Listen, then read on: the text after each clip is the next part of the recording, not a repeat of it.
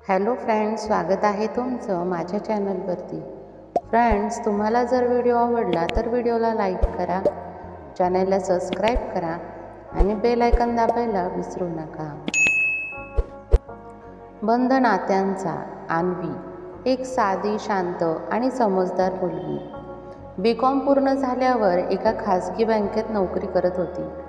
पुण्यात राहणारी आणि मध्यमवर्गीय कुटुंबात वाढलेली। तिच्या आईवडिलांनी तिला प्रेमाने आणि शिकवणीने घडवलं होतं। अन्वीचे स्वप्न होतं की तिला एक समजूतदार सासर मिळावं, जिथे ती आपलं अस्तित्व विसरून नवीन घराला आपलं म्हणू शकेल। शुभम हा एक सॉफ्टवेअर इंजिनियर आई वडील आणि छोट्या बहिणीसोबत मुंबईत राहत होता। त्याची आई सुजाता एक कडक पण प्रेमळ स्वभावाची स्त्री, शिक्षिका म्हणून निवृत्त झालेली, पण घरात अजूनही शिस्त आणि सगळ्यांचं भलं व्हावं असं वाटणारं तिचं व्यक्तिमत्व। अन्वी आणि शुभमचं ठरवून लग्न झालं। सुरुवातीला शुभमच्या घरात सगळं छान होतं, मोठं घर, चांगली माणसं आणि सर्वात महत्त्वाचं सासू सुजाता तिला खूप आधार देत होती। अन्वी हे सांड आईच्या लग्नात त्यांनी दिलं होतं, आता तुला देते। सुजाताने तिला एक रेशीम साडी दिली होती तेव्हा तिच्या डोळ्यात माया होती। अन्वीला वाटलं खरंच हे घर माझं होईल, पण काही दिवसांनी परिस्थिती हळूहळू बदलायला लागली। लग्नानंतरच्या सुरुवातीच्या दिवसांमध्ये अन्वीने घरातलं काम शिकवायचं समजून घेण्याचा खूप प्रयत्न केला, पण प्रत्येक गोष्टी सुजाताबाईंचं निरीक्षण असे, कधी कौतुक कमी आणि चूक दाखवणं अधिक असायचं। अन्वी, भाजीला जरा मीठ पडलंय, लक्ष ठेव, माझ्या पद्धतीने करायला शिक। अन्वी चुपचाप हसून ओके ती प्रयत्न करत होती, पण सुजाताच्या डोळ्यात ती योग्य सून अजून झाली नव्हती। शुभम मात्र कायम व्यस्त असायचा, त्याला घरातल्या या सूक्ष्म भावनिक गुंतवणुकीचा फारसा अंदाज नव्हता। शेजार पाजारात आणि नातेवाईकांमध्ये सुजाताबाई आपल्या सुनेबद्दल बोलून टाकत, आता सून येते म्हणजे आपली पद्धतच बदलून टाकायची का? आजच्या मुलींनी थोडं समजून घेण्याचं कळतच नाही, हे शब्द अन्वीला ऐकायला लागले। ती गप्प होती, पण आतून तुटत होती। ती काही चुकीची नव्हती, पण परकीच राहिली होती। एका दिवशी शुभमच्या लहान बहिणीचं लग्न ठरलं। घरात सगळी लगबग सुरू होती, सगळी कामं अन्वीवरच पडली। सुजाताबाईंनी तिच्यावर भरोसा टाकला होता, पण त्या भरोशात कौतुक नव्हतं तर अपेक्षा होत्या। अन्वी काम करत होती, पण मनात तुटलेपणाची धार वाहत होती।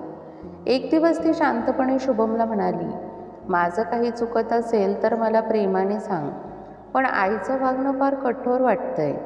शुभम गोंधळला, त्याला कळेना आई जी प्रेमळ वाटते ती अशी कठोर झाली। दुसऱ्या दिवशी शुभमने आईशी बोलण्याचा प्रयत्न केला, पण सुजाताबाईंना ते रुचलंच नाही। तुला तुझ्या बायकोवर जास्त प्रेम आहे, आईच्या भावना कळत नाहीत का? सासू सुनेचं नातं अधिक ताणलं गेलं। एकमेकांमध्ये संवाद कमी झाला, शुभममध्ये सापडला। घर शांत दिसत होतं, पण नात्यांमध्ये गोंधळ होता। एकदा अन्वीने ठामपणे सुजाताबाईंशी बोलायचं ठरवलं। ती म्हणाली, आई, मी तुम्हाला मनापासून मानते, तुमचा आदर करते, पण माझं अस्तित्व, माझी पद्धत ती पण तुम्ही समजून घ्याल का?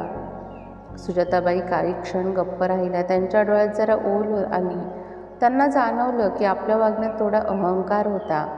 अन्वी, मला सवय आहे जुन्या गोष्टींच्या, पण तू खऱ्या मनानं प्रयत्न करतेस हे मी मान्य करते। त्या दिवसापासून घरात काहीतरी बदललं होतं। सुजाताबाई थोडं मोकळं हसायला लागल्या। अन्वीला विचारायच्या, आज काय स्पेशल करूया? अन्वीने त्यांच्या आवडीनिवडी जपल्या। सुजाताबाईंनी तिचा आदर करायला शिकलं। एक दिवस सुजाताबाईंनी त्यांच्या जुन्या मैत्रिणीला सांगितलं, माझी सून म्हणजे मुलगीच आहे, जरा वेळ लागला समजायला, पण आता ती माझं दुसरं मन आहे। अन्वी आणि सुजाताबाईंचं नातं आता हळूहळू बदलू लागलं होतं। जे आधी अडखळत होतं ते आता मोकळं होऊ लागलं, पण जुना ताण पूर्णपणे गेला नव्हता। एका छोट्याशा कुरबुरीवरही कधीकधी सुजाताबाईंच्या चेहऱ्यावर नाराजी उमटत असे। अन्वी आता या गोष्टींना फारसं मनावर घेत नसे, पण कधीकधी मनात कुठेतरी सलत होतं। एक दिवस सकाळी चहा करताना सुजाताबाईंनी सहज विचारलं, अन्वी, तुला आठवतं का, तू पहिल्यांदा भाजी केली होती त्या दिवशी मी चिडले होते. अन्वी थोडा हसली. हो ग आई, मी तर रडले होते त्या रात्री. पण आता वाटतं तेव्हा मी पण फार संवेदनशील होते. नाही ग, चूक माझीच होती. मी फार अपेक्षा ठेवत होते. माफ करशील का ग मला?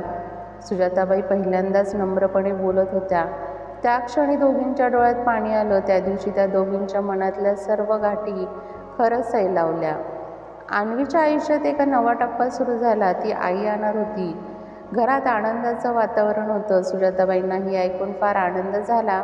माझ्या हाती नातवंड खेळणार. त्यांनी आजूबाजूला फोन करून सगळ्यांना ही बातमी दिली. अन्वीचं गर्भारपणाचं काळजीपूर्वक निरीक्षण करणं, वेळच्या वेळी आहार देणं, तिच्या विश्रांतीची काळजी घेणं, सगळं सुजाताबाईंनी आपलं कर्तव्य मानून केलं. रोज संध्याकाळी त्या अन्वीला म्हणायच्या, चल थोडं वेळ चालून येऊ, तुझ्यासाठी आणि बाळासाठी चांगलं आहे. तिथे ना सासू होती ना सून, तिथे एक आई आणि तिच्या लेकराची दुसरी आई होणारी लेक. अखेरचा आनंद दिवस आला. अन्वीने एका गोंडस मुलीला जन्म दिला. सगळं घर फुलून आलं.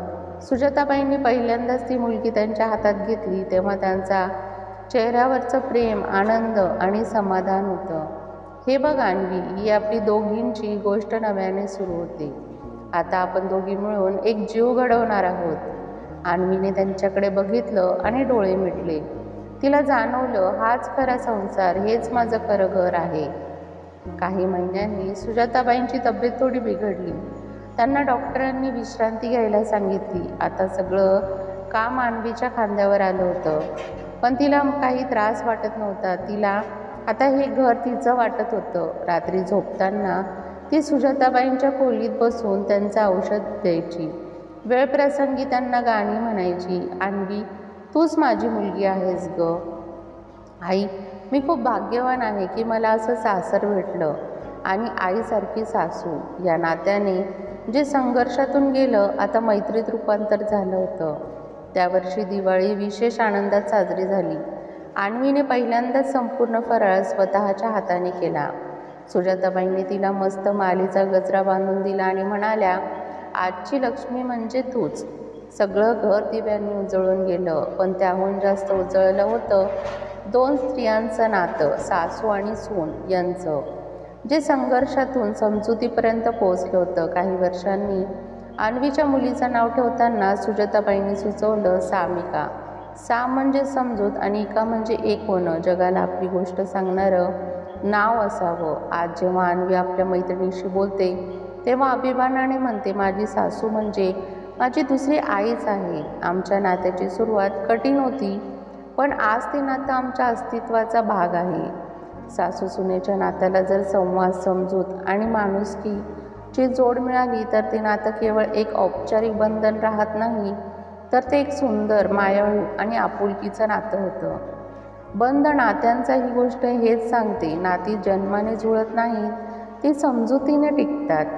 काळ पुढं सरकत गेला. सामिका आता 5वीत होती. हुशार, बोलकी आणि आपल्या आजी सुनेसारखीच मनमिळाऊ. घरात आजही सगळं चालायचं, पण आता त्या घरात 3 पिढ्यांचं नातं वावरत होतं. जुनं अनुभवायचं, मधलं समजुतीचं आणि नवं उमलणारं. एका संध्याकाळी अंगणात झोपाळ्यावर सुजाताताई बसल्या होत्या. सामिका त्यांच्या मांडीवर होती. अन्वी चहाचा कप घेऊन आली. थोड्या वेळाने ती झोपाळ्यावर त्यांच्या शेजारी बसली.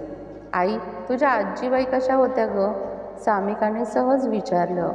सुजाताबाई काही क्षण गप्प राहिल्या. मग हलक्या स्मित हास्याने म्हणाल्या, माझी आजी कठोर होती, पण आतून खूप प्रेमळ होती. त्यावेळी बोलून दाखवायची सवय नव्हती. सामिकाने चटकन विचारलं, मग तू मम्मीला कधी ओरडलीस का? सुजाताबाईंनी हसून म्हणाल्या, खूप वेळा, पण तिनं समजून घेतलं म्हणून मी बदलले. अन्वीचे डोळे पाणवले. तिच्या सासूबाईंचं हे मनापासूनचं कबुलीपत्र तिला खूप काही देऊन गेलं. ते क्षण म्हणजे आयुष्याचा आरसा होता, ज्यात भूतकाळाच्या चुका, वर्तमानातल्या समजुती आणि भविष्यकाळाचा आशावाद एकत्र उमटले होते. शेवटच्या रात्री झोपायच्या आधी सुजाताबाई आपल्या डायरीत एक वाक्य लिहून झोपल्या.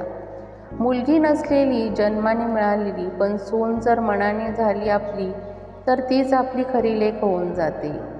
कथा इथेच संपते. त्यात आपल्याला संदेश मिळतो, सासू सुनेचं नातं कधी कडवट, कधी गोडसर, पण संवाद, समजूत आणि आपुलकी यांच्यासारख्यात ते मौसूत होऊ शकतं. ही कथा म्हणजे त्या प्रवासाची साक्ष आहे, संघर्षातून प्रेमापर्यंत बदलायची. असंच असतं सासू सुनेचं हे गोड नातं. फ्रेंड्स, तुम्हाला हा व्हिडिओ कसा वाटला हे कमेंट बॉक्समध्ये नक्की सांगा. तुम्हाला जर व्हिडिओ आवडला असेल तर व्हिडिओला लाईक करा, चॅनलला सबस्क्राईब करा आणि बेल आयकॉन दाबायला विसरू नका, जेणेकरून सर्वात आधी नोटिफिकेशन तुमच्यापर्यंत पोहोचेल. व्हिडिओ बघितल्याबद्दल धन्यवाद.